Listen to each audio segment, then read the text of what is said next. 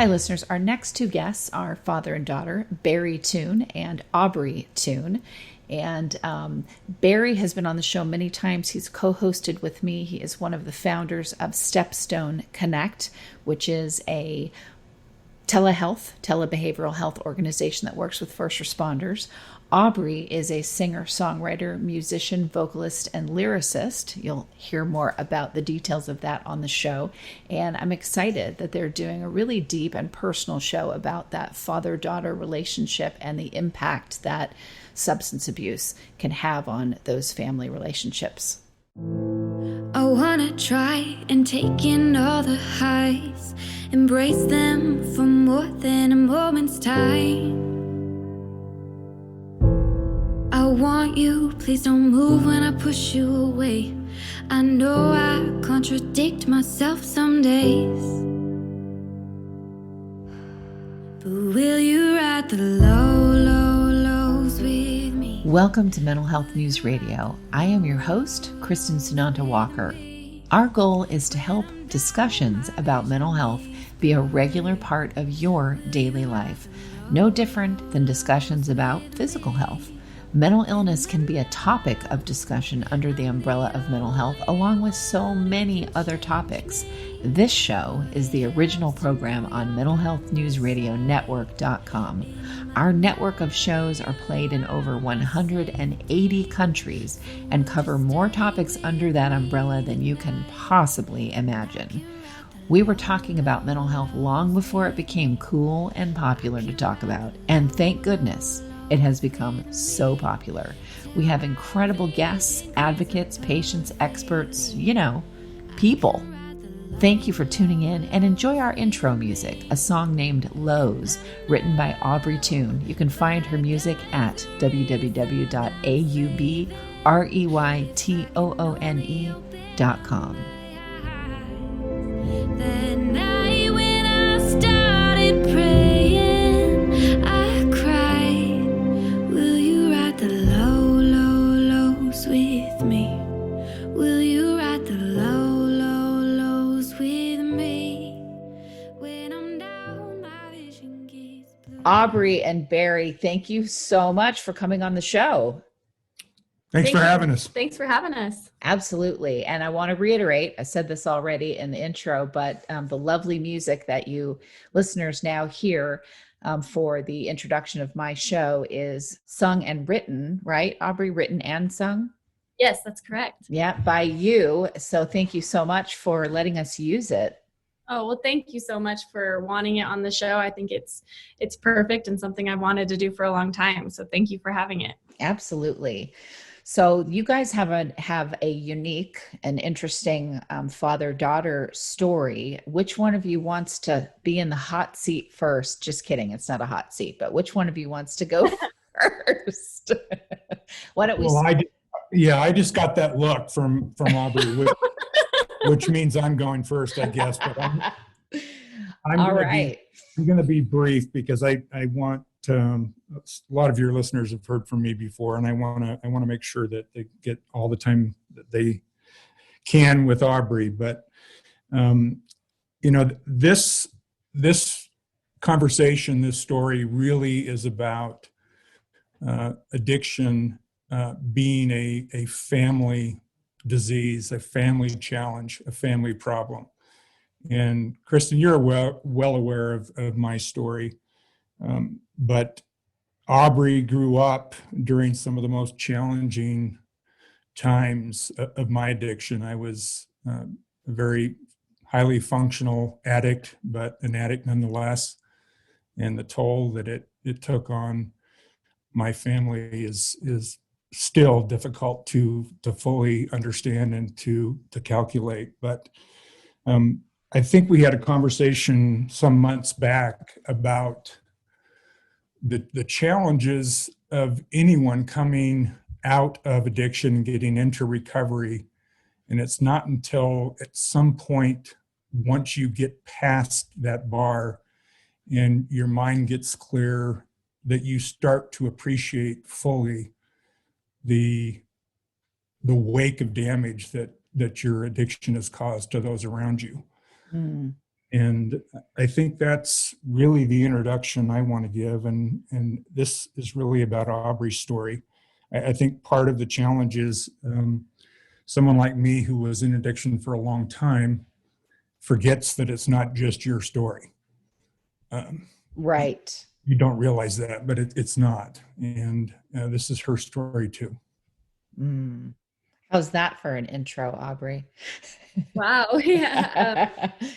I'm really humbled to be here and be a part of the podcast. I look at my dad, and today I'm just so proud. It makes me emotional. I'm just so proud of where we are together and where we are as a family unit. And so, yeah, I'm very grateful for him and the hard work that it's taken all of us to get where we are today, that we could even come together on a podcast and be so open and talk about what we've been through. So I think that's really speaks for itself right there. Yeah, it does. And it's hard. I mean, I've interviewed a lot of families and I've been through my own stuff with my own family. So the journey that it takes to come to the place where you guys are at and will continue to grow from, that is some deep, soul searching, heart wounding, talk about learning about what forgiveness really is, humility. It's, I get it. Been there, done that, continue to do it. You know what I mean? Totally. No, I love that you say you continue to do it, because I think sometimes we imagine what reconciliation looks like and we picture this perfect day where everything just comes together and it's like the movies. And I think it's really to work on that really makes the relationship so beautiful, and it's a process. And I think that's really one thing we've learned is we can continue to grow stronger as the years go on. Yeah, I've really learned through the whole process too that entertainment is entertainment. It's not, it's an encapsulated version of snippets of someone's life a lot of the time.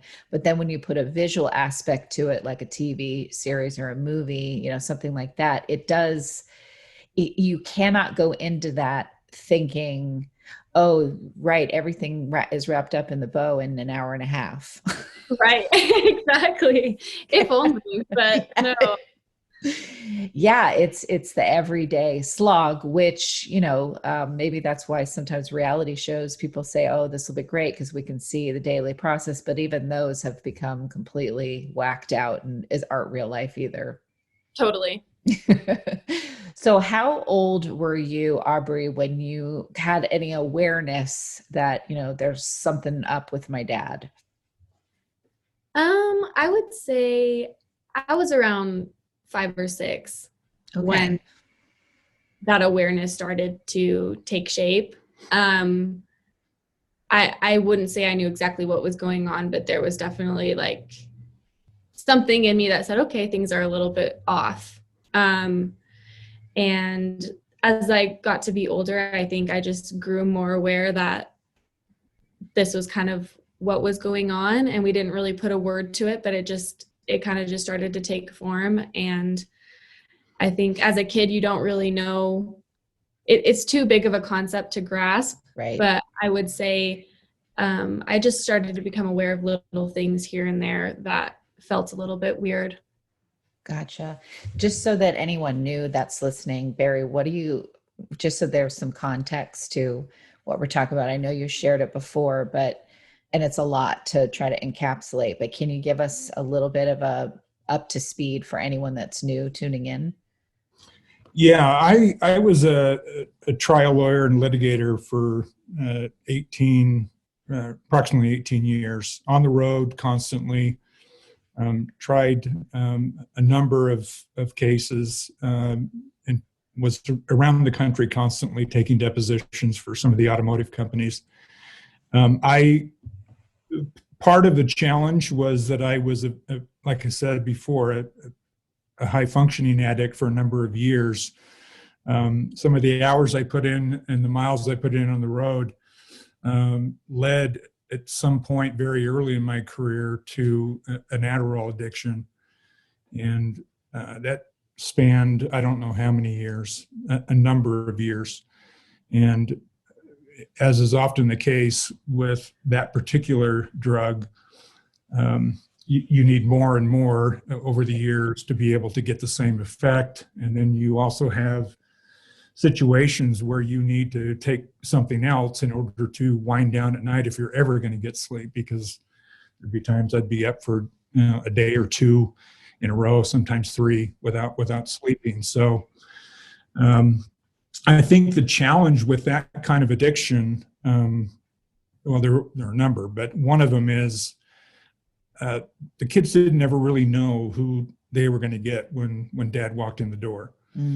I could be the fun dad and the Santa Claus dad coming home from trips. I think I overcompensated a lot, buying them things. And then there was the other dad when things weren't good.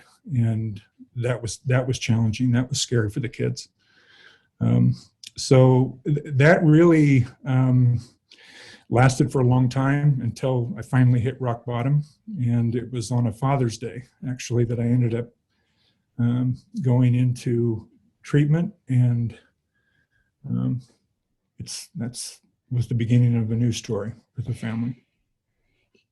I wonder, yeah, exactly. But you know what I wonder sometimes, Barry, and I know you'll get this too, is you don't even really know what it is you're going through when you're in the midst of that stuff. And then when you start finding out as you talk to doctors and you get into the recovery world and whatever, then you realize, oh, this is a big deal, but you're just working and slogging your way through work. And this is a coping mechanism that's become an addiction. It's really hard it's a lot to go back and look at that and go, oh yeah, I was doing all this stuff and I was in active addiction. Yeah, and in hindsight, it helps you to understand why you weren't able to beat it on your own. Because I don't know how many times, hundreds of times, I committed to, this isn't going to happen again. I remember as Aubrey got older and my kids got older, I would tell them, Dad's done. Dad's not going to do this anymore. And I meant that with every fiber of my being. Right. I did not want to let them down, and I couldn't beat it. And, that was a big part of once I got into recovery and sold my law practice, why we started Stepstone. But we can discuss that later. But yeah, you're right. You're just getting by every day. There were some professional demands that I was dealing with that were intense enough. So the combination of dealing with the addiction plus the kind of professional demands that I was dealing with was all consuming. Yeah, it is. You don't even, you can get lost in years of your life, not really getting to the root of something because life is overwhelming just without addiction on top of that. Yep. I'm seeing this, and Aubrey, this is a question for you too. I'm seeing so many people, and I know you are too, Barry, that are, because of what's going on in our world today with politics and with the pandemic and just everything going on, that people are, like purchase of alcohol has gone up skyrocket 300%. People with eating disorders are, it's all coming back. The things that you did use to help you deal with just regular life, which is overwhelming on its own. Well, those things are up, 200-300% now. And people that thought I'm in recovery and I'll be here for the rest of my life, and this has pushed them, again to a point where they're not technically in recovery. Well, you're always in recovery, but you know what I mean? They're having relapses. So what are you noticing, about that, Aubrey? Because you come from a different age group than Barry and I do. Yeah, it's an interesting question. It's definitely something that has been on my mind as well. As an artist, I think we ourselves see so many different up and downs, and within the entertainment industry as well. And, it's definitely something to be aware of and conscious about. I think it's, as our family has worked on recovery within ourselves, I think we've been able to see such a brighter side that the other side can bring. And, you know, I think that's one reason why music has become so powerful to not only me, but my family as well, because it kind of reassures that there is that hope, that light at the end of the tunnel. And, you know, I hope that it gives people another way to cope or feel validated or understood in their confusion or chaos that is in the world right now. I think learning to take what is hurting inside and utilize that in external hobbies like music, like sports, has really been beneficial for my family to realize that there are healthy ways and healthy outlets to work through those feelings, because they are real. And this has been a really hard year for everyone. And no doubt people need escapes. And I think teaching, you know, my future children and teaching friends and anybody else who's been through this that there are other healthy ways to cope is going to be essential. Did you have a time where, you know, you and your dad just were not at all connecting and maybe even not speaking?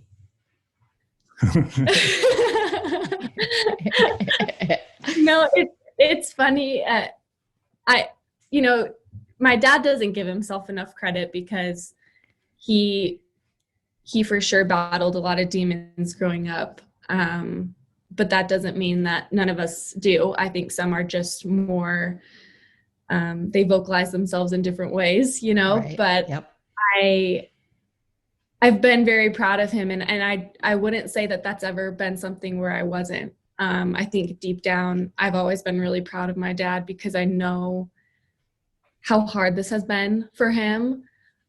However, yeah, there were many times when we weren't on good terms. I remember probably the hardest year was when I moved out of my parents' home when I was 17.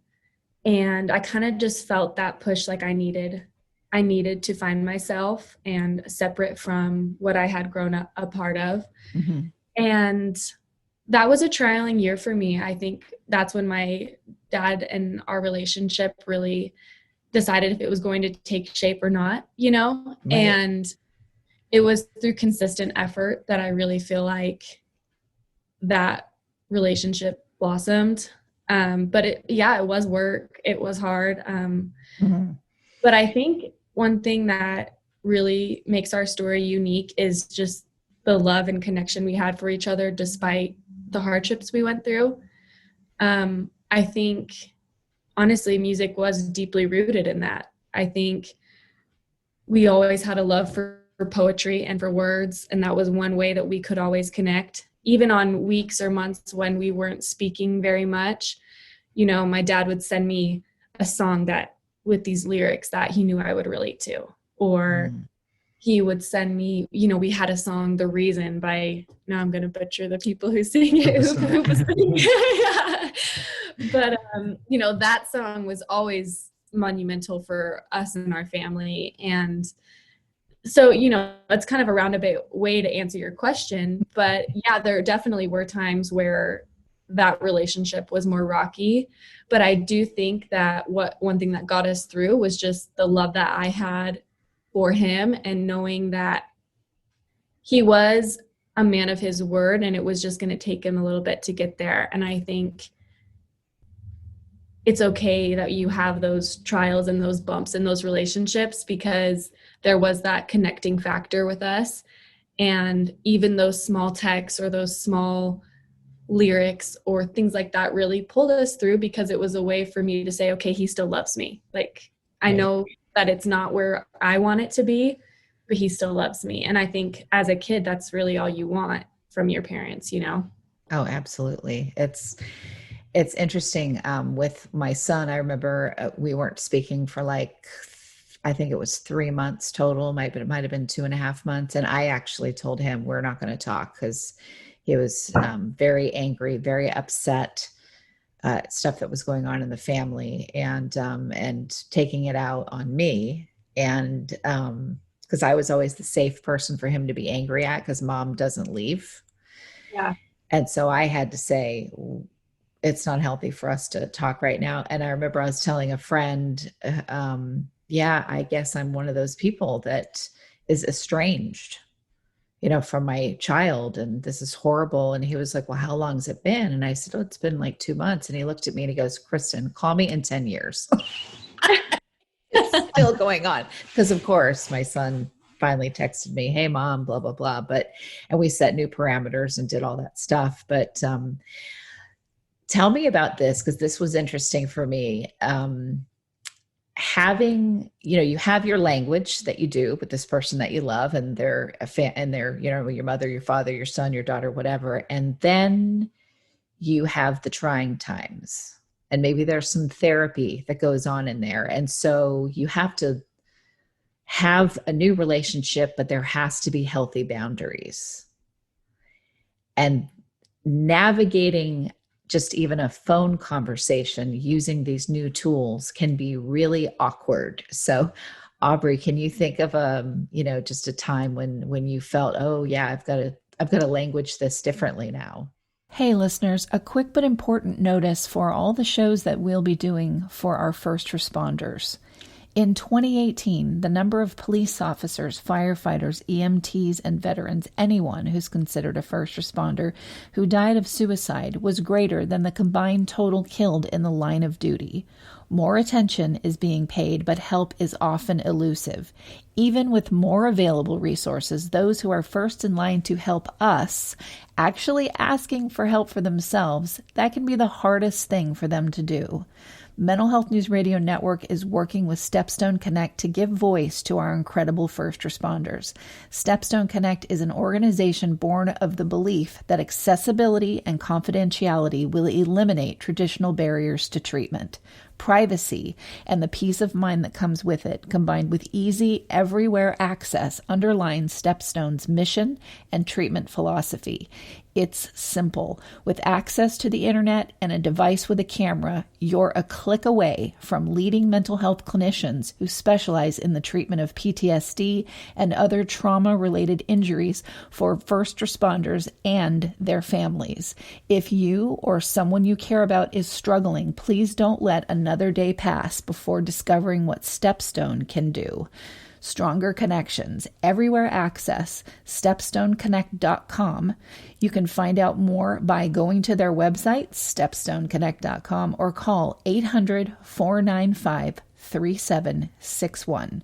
Now back to the show. Aubrey, can you think of just a time when you felt, oh yeah, I've got to language this differently now? Yeah, it's an interesting question. I think we definitely, like I had mentioned, always had that connection through lyrics and music and sending each other things like that. As I kind of grew towards the peak of my anger and frustrations, and I would say more grief that I was dealing with, I remember when my dad had entered recovery, there was a family week. And when we were attending that, I was kind of thinking like, oh, okay, how is this going to look after though? It was kind of like one of those pretty bow moments that you were talking about. And then it's okay, but out of this facility, out of this setting, what does this relationship look like for us? And I definitely think when you're dealing with something like this, time is of the essence, because I think time really does heal and help us grow closer together. I also think it's both sides continuing to make those sacrifices to make it work. My husband played a huge role in this for me. I remember when I had moved out and we were dating at the time, and I was really struggling with going home for a few weeks because it was almost just too many memories sometimes. Oh yeah. And he was the one who really pushed me to say, you know what, regardless of how you feel today, we're going to go home for family dinner on Sundays, and we're going to be there and we're going to have fun. And then, we can go back home. But that was honestly something that forever changed my perspective, because it was those once a week sitting down with my family, having that connection that really the consistent effort of that really brought us closer, which might sound funny because it wasn't anything drastic, but I think that's really what we get wrong all the time. At least I did when I was approaching how we were going to make this relationship work. It's not these grand gestures, Right. you know, that really tie us back together. I think it's the consistent small efforts of coming home for Sunday dinner, or, you know, calling my dad once a week to see how his work's going, just to say hi, or, you know. And I think having my dad around a lot more really was awesome, and it really helped because he also started to make a bunch of efforts. And I think one thing, when we started to attend therapy together and separately, I realized that to move forward, there were a few things from my childhood that, what's a better word than gypped, but you kind of feel like you kind of wanted a few things, Rob, you know. cheated. Yeah, in the nicer form of that. Yeah. But yeah, there were a few moments. And I think one thing that a therapist really helped me out with was, okay, so you're 21. Why can't you have that now?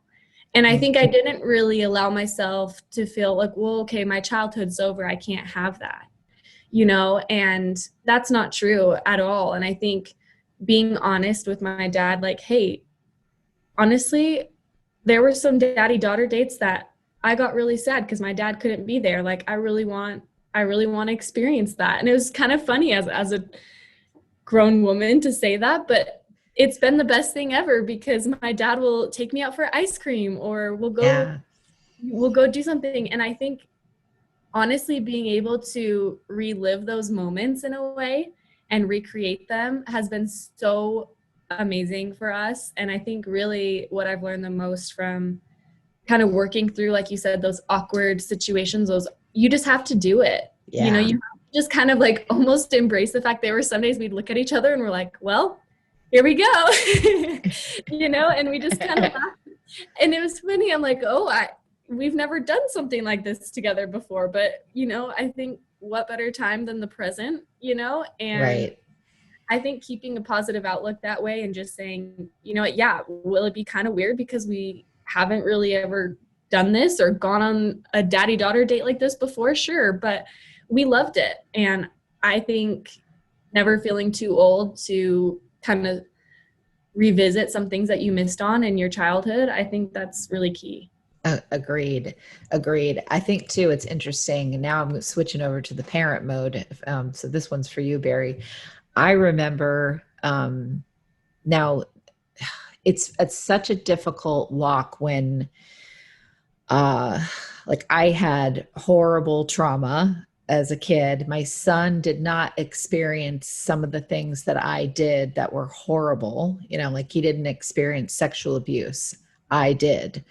But his problems and his issues that came from me still in my trauma, working it out, because that's not something that you ever just go, I'm healed. You know, different ages bring up different things. But I had to really sit there and be like, but he's upset about what he's upset about. And he has every right to be upset about me not being there because I was depressed, or I was traumatized, or I was working through something. You can't compare what they're experiencing and what you're experiencing. And too many times parents, you know, go, oh, well, they're upset because of a hangnail compared to what I dealt with. And it just whitewashes everything that your kid is experiencing. So that was a piece where I had many moments of, I really have to honor how upset he is. It belongs to him. That was his experience. I don't want to naysay it. Does that make sense? It makes perfect sense. I think all of us have to go through this awakening once we get into recovery, where we appreciate exactly what you just said. Behind a lot of what was going on with me was a lot of anger. And it was pretty easy to justify. And that made me, I think, very much indifferent to the suffering that was going on around me. Right. And what we find out is we are actually perpetuating the very cycle. We're doing the very same thing to others that was done to us. And it may not be exactly the same kind of trauma, of course. It may not be exactly the same kind of hurt, but we're just playing out that hurt just in passing it down another generation. Yep. But don't think about that in the moment. The one thing that I really loved about Aubrey, I didn't love it at the time. In fact, I hated it. I've got 3 kids, and all 3 of them handled the situation very differently. Aubrey was by far the most vocal, the most angry, and she would stand up to me in a way that others wouldn't. Mm. And while that was difficult at the time, it's actually been something that has brought me much closer to her, because I look at that and look back on it, and I have a lot of respect for it. And I loved the way that she fought for the relationship. The anger made sense to me only later, but it's something that I'm really proud of her for now. But you're absolutely right. You cannot compare your suffering, your sadness, your anger with somebody else's. And even if by some objective measure, it could be said that yours is greater than somebody else's, it's also about everyone's individual capacity to handle whatever it is that's on their plate. And you just can't look at it that way. Absolutely. Aubrey, what are your thoughts on what your dad just said? Yeah, no, I really appreciate hearing that. I think we've always kind of had a joke in the family that apparently I fill the house. Like I walk in and it's super loud. I'm so not surprised that you're a songwriter and a singer. But Aubrey can be a whole lot of women sometimes. But I think looking back on that, I always believed. I think I was born to believe that people are supposed to be the best they can be, and I always saw that in my dad. I really did. And I believe in fighting for relationships. I think they're exactly what we need to survive in this chaotic world. Connection for me is one of the most important things. And so I think I saw so much in my dad that he maybe couldn't see in himself at the time. And right. So that anger or those moments where I would be vocal about what was going on, I think it did pull us closer together, because deep down, I think he knew that I saw something in him. And, the same is true for me. I see similarities in my dad, in myself, that I probably didn't want to see when I was younger. Right. It's been a really cool thing for me to grow older and grow closer to him and be like, oh, wow, we are a lot of the same human. It's my husband sometimes goes, I thought I was marrying your mom, but I really think I married your dad. And it's kind of funny. We do share some of those highs and those lows, and something, and it's probably also too why I felt more in tune with him, and why maybe I felt more pushed to make him better, if you will, not make him better, but want him to see that he could make himself better when I was younger, because I felt some of those same ups and downs, and I wanted him, if he could do it, I could do it, and I think there was some of that for me. And as I have gotten older, it's been really, really neat to be able to rely on him for those hard days that I have myself, as an artist, especially. I think for some reason we got the gift of being prone to being very emotional. And I think that also allows us to create, but I think being caught up in your feelings sometimes is really hard, and having somebody who's been there and lived through that, they can't only be empathetic to you, but they can also just be a really good resource of, I look at my dad as someone who has gotten through hell and back, and I look at him as a resource now of, okay, I can do it too. And, it doesn't mean you have to be going through addiction yourself or anything to that degree. I think it just has to be whatever you're going through. If it's just a low month, or if it's a low day, or a low moment. Yeah. I think also something that is super relatable and has been really cool for me to see with my dad is nobody can get happier in our family than me and my dad. Like, The highs are high, and you know it when they're happening. We are so over the moon, and then like maybe on Tuesday, like everything sucks, but on Monday, everything is awesome, and it's been really fun to experience that with him. And so I think just going through this together, we've realized some of the similarities we have, and I think that's also made us stronger. Oh my gosh, totally. Everything you're saying, because I'm like that too. Now I just go, you know what?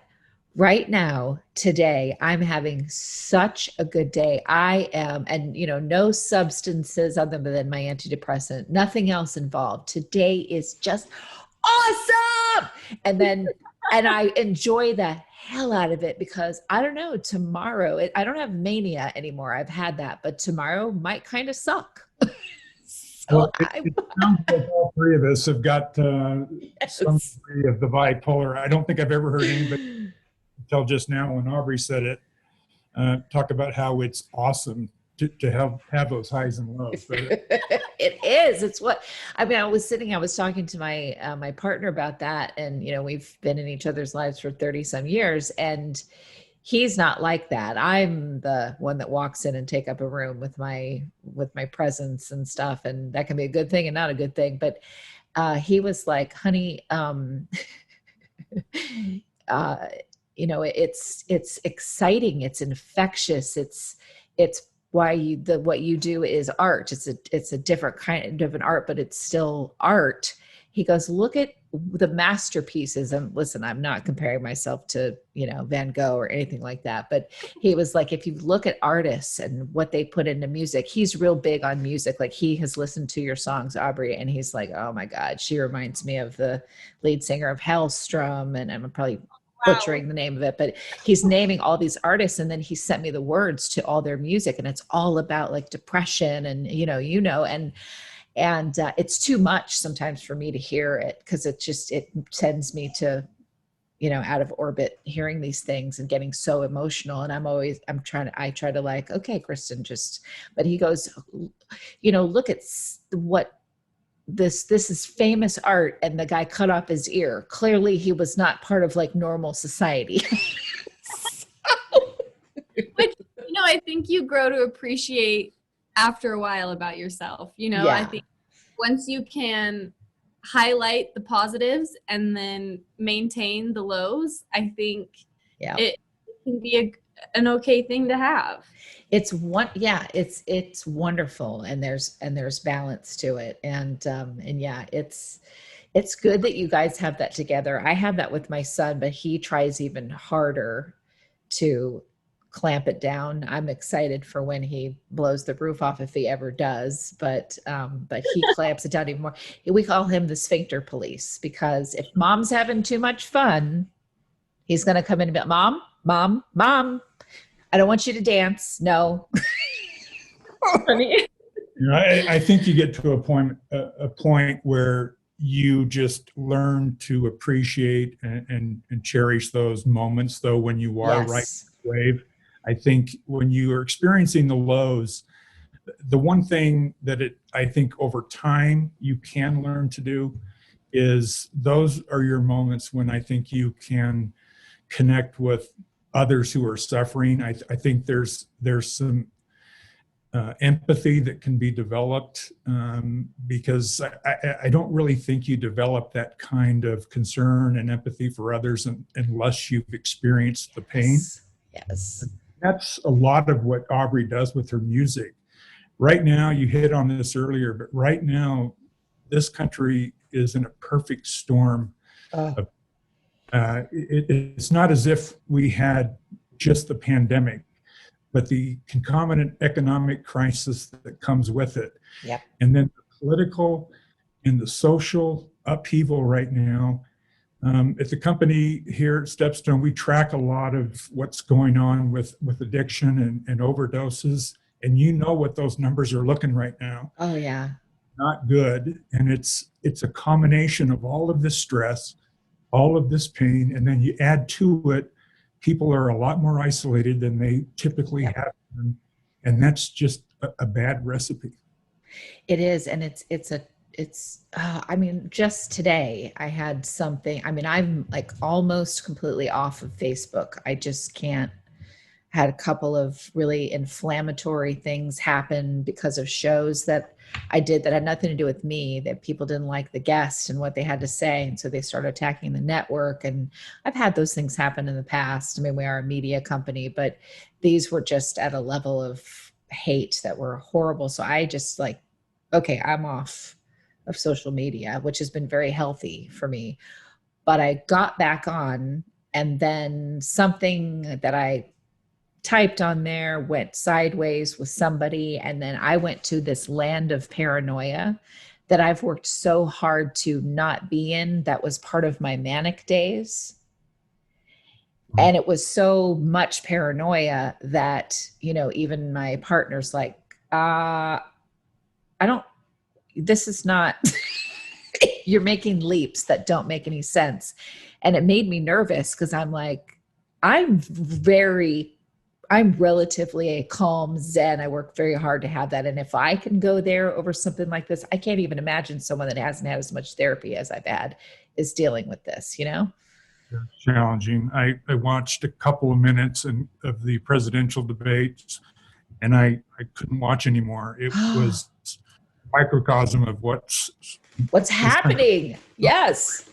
There's no civility. We've regressed to a point where it's sad. And I think social media plays a big part of that, because it's easy to sit behind your computer when you don't have to be responsible and not necessarily see the consequences of your bad behavior and the hurt you create. But yeah, right now, this country needs, I think, a collective heart transplant. We're not in a true. Yeah, I agree. The collective heart transplant, 100%. I mean, oh man, it's difficult. Aubrey, if you don't mind, do you mind at least saying the age range that you're at? Yeah. She's a youngster. I'm a youngster. I turned 22 this year. Okay, gotcha. Okay, that just helps me with context. So you're right there in like when you were a kid, probably being on a computer and all that just was a part of your life, right? Oh, 100%. Yeah. I mean, I really can't remember a time when I didn't have technology kind of right around our fingers. I try to explain to kids what it's like when I was a kid going out on a Friday night and not even having cell phones. Right. For free. No, it was wonderful. Nobody knew where you were. Your parents dropped you off and you were out of sight. And God help you if anything happens. It's a different world. Yeah, it is. My son's 32, so it wasn't really a thing until he was like 11. So he does have years where it wasn't a part of his experience, and he does remember the difference. I had the phone that you had the cord that went on forever and turned into curly cues, because that's how you did long distance talking on the phone. But yeah, it's very, very different. So Aubrey, in terms of what you see out there, you know, you're in a field that lends itself to a lot of superficiality. Yeah. So how do you handle looking at Facebook and, well, that you probably not even on Facebook, TikTok and Snapchat and Instagram and all that, with what you're supposed to look like, what you're supposed to, you know, all those things that you see kind of the Hollywood or the entertainment world do? How have you, because that can push you into addiction in itself. You know, it's a hard industry, and you know what? That's not a cop out. There are a lot of hard industries out there. But the entertainment one specifically, I think a lot of it is focused on your outward appearance and what that brings to the table for people. And I myself have 100% transparency struggled with comparison, and, you know, not even just with appearance, but also I think one thing that isn't talked about as much that is a struggle for me online is how often people are putting out content and look like they are 10 times more successful than you are. Oh, yeah. I think it looks like, you know, we're constantly posting our highlight reels which is great. But I think to a point, I have to tell myself, and this has really been a process for me to learn. There would be days, a few years ago, a year ago, when I would scroll on Instagram and I'm like, okay, how do they have another song out? Or how is this doing so well? Or, how are they constantly creating more than I am? Or, I think you have to learn your limits and you have to be okay with what those are, because it ties to the same idea that my dad was talking about with people's capacity to handle pain. I think it's the same way of people's capacity to handle their workload and also their bandwidth with social media. And so I just kind of had to take a step back, and through working through some things on my own, I think I started to learn to love and appreciate myself more. And when that started to take shape, I think I started to view social media as who I am rather than just, hey, here's kind of what I've been up to. I think when you take social media personally, that's when it really starts to go downhill.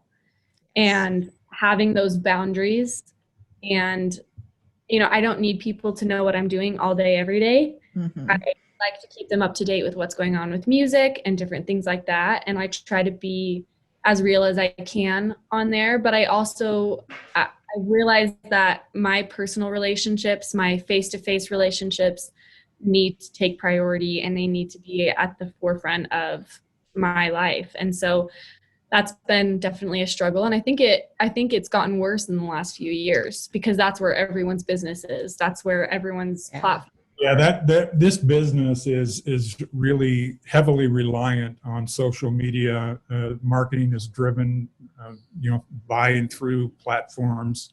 Yep. And so it's impossible to divorce yourself from it if you're going to be in that industry.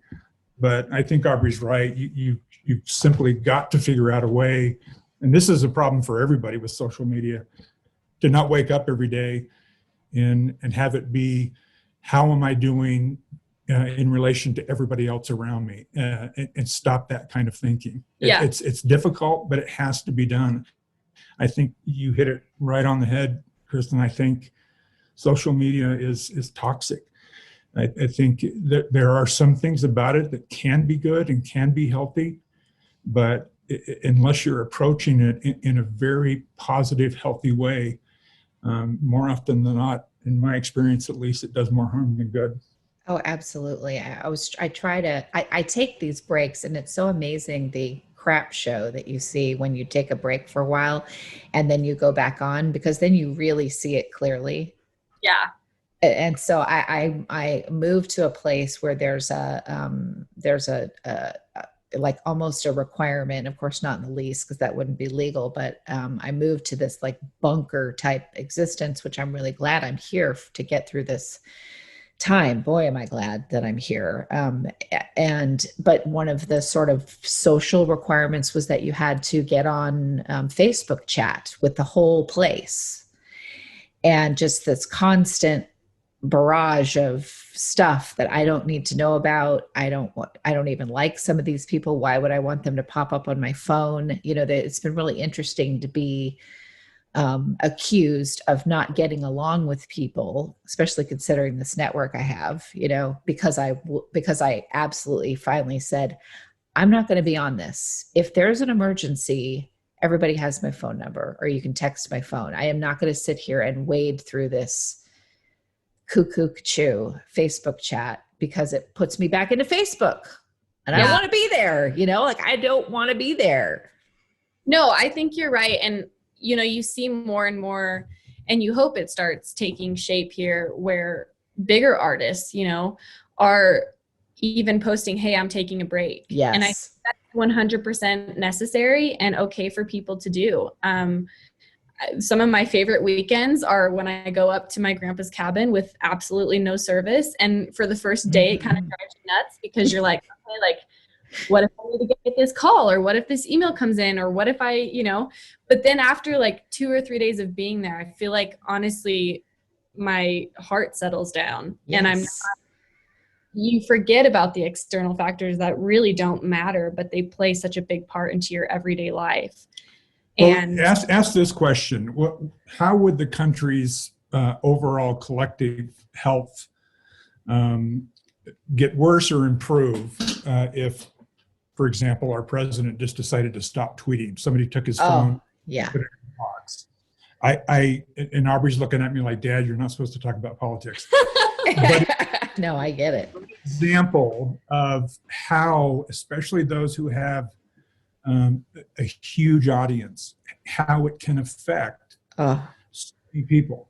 And there are, he's not the only one. There are lots of people who have a lot of followers, and what they do impacts so many people. And sometimes I really do think everybody should just have their phones taken away, especially put in timeout if they've been misbehaving with their Twitter. well, I also too, I think we've worked so hard as a country to break the stigma of addiction and recovery and mental health issues in general. Mm-hmm. And one thing that I have seen is you have to be taking these next steps. If you're going to be vocal about it, you have to do it because it's right for you and because you feel confident that this is the next step in your healing path. Because no matter what you post these days, whether it's about healing or a struggle that you've gone through, there's always going to be somebody who backlashes and doesn't appreciate it and feels like it's there for the wrong reasons. Yeah. And so I think that's one thing I really have learned. And that's why it's taken us a while to get to this point where we could talk about it and be open about it, because I had to be in a place where I'm okay. I'm okay with me, and I'm okay with our family and my relationship with my dad. And, you have to have a solid foundation, I think, first to be able to talk about anything like this, because the media will twist it and turn it and do anything that they want, and people have their own opinions. And so I think it's really important during your healing process to be able to be honest with yourself about where you're at. 100%. And you can't go through any program of recovery with just nonstop system noise. I mean, you can't do it physically. Your brain needs to heal from the addictive process, and your body needs to heal. So just on a physiological level, you can't go through that necessary healing and repairing pathways in your brain and all of that if you're constantly being inflamed. Yeah, absolutely. Well, is there anything else that you guys would like to share? I want to also say that just how proud I am of Aubrey. I don't want to leave the wrong impression when I talk about how she was more vocal and louder and showed her anger a lot during the course of the addiction. She writes a lot of music, and that's a big part of the healing process for herself and her family and for others. But during the time, I don't know, it's been years ago, when she was angry, and I thought all she had in her was anger. She had written a song, and three of the lines in there are, I said, "Mama, when will he decide?" She said, "Baby on his own time, but does he know that I love him as he grows?" And it wasn't till I saw that years later that I realized in the midst of all of that anger was somebody who was trying to communicate that she loved her father. And I love her for that. I thought, listen, coming from a loudmouth daughter perspective too, and I say that with loving thing around it, Aubrey, when I heard him saying that, and I know you don't take it negatively, I thought, good for her. Oof. That is a strong woman, which, geez, do we need more of that on the planet, and a strong person because bearing it inside is what leads you to, addiction and unhealthy places. So I just was like, oh yeah, I relate to her. This is why I like her. This is why I want her song as part of our show. Thank you. That really means the world. And it honestly means a lot to hear that from my dad too. I think, going forward, this has been a huge dream of mine for a long time, to be able to be in the place to share my music for this purpose. It's, in the grand scheme of things, this is a part of who I am. This is a part of our story. It's not the whole story. And I think that's what's so beautiful about it, is this was a chapter of our lives, and I'm so excited for the rest of it, and to be able to pull from that place when I need to, and empathize with others and share music of, I got through this, I can do it. I think one thing I really learned was there was such a stigma about it growing up for me, where we really just didn't talk about it. And that was probably the hardest part, because being somebody who needs connection as much as I do, I really struggled keeping that to myself, keeping that inside. And I really believe music has saved me that way, because it gave me that validation and that connection that I needed with other people. And so I'm just so grateful to you, Kristin, for having my song a part of your show. And I really do feel like the lows don't stay. That's right. You can ride them with people. You don't have to have them take you on every up and every down, but you can ride them in the sense that you can be their rock and their support. And I just know that to be true. And I'm excited to continue to write music for mental health and for this purpose, because I think that's really what it's about. Music's about healing, and it's about people knowing that they're not alone. And I think sometimes, even though maybe in a small sense, you aren't, it really feels like you are when you're going through something like addiction. And so I really think it's important for people to feel validated and know that their pain is real, and that also there are success stories, that there are healing, and that not even just success from addiction, but that your relationships can mend in ways that you didn't really think were possible. And I think that needs to be talked about more. I think not only that, but just being able to really have that strong relationship after. Absolutely. Okay, so our listeners know, and you've heard the commercials that we've done on my show. Every vendor, every company that we bring in to be an advertiser that are a part of my show and a part of the network. Well, podcasters can choose their own advertisers, but they do have to run it by me. But everybody that I work with is a company I believe in. I believe in the people that run it. They are mental health companies that are committed to mental health and well-being, addiction recovery. So you've heard the Stepstone commercials, but Barry, just so people know exactly where to go, what would the website be? It's very simple. It's stepstoneconnect.com. Awesome. And then Aubrey, where can people go? I want them to hear it again, to find out more about you and to hear your lovely music. Oh, well, thank you. You can visit aubreytoone.com, and all my music is available on any streaming platform. Fantastic. All right. Thank you both. Thank you, Kristin. Thank you so much. We appreciate it. And listeners, thank you for tuning in to a special episode of Mental Health News Radio. But will you ride the low, low, lows with me? Will you ride the low, low, lows with me? One thing you can always count on at Mental Health News Radio Network and my show is that there will always be dogs around. Why? They are natural healers, excellent for your mental health. The original therapy dog Miles has something to say in just a moment. For now, please check out all of our amazing shows at mentalhealthnewsradionetwork.com and all your favorite podcast apps. Until next time, I'm Kristin Walker, and thank you for listening. Me tonight, and I can ride the low, low, lows with me. I can ride the low, low, lows with me till my vision clears up perfectly. I can ride the low, low, lows with me. Good boy.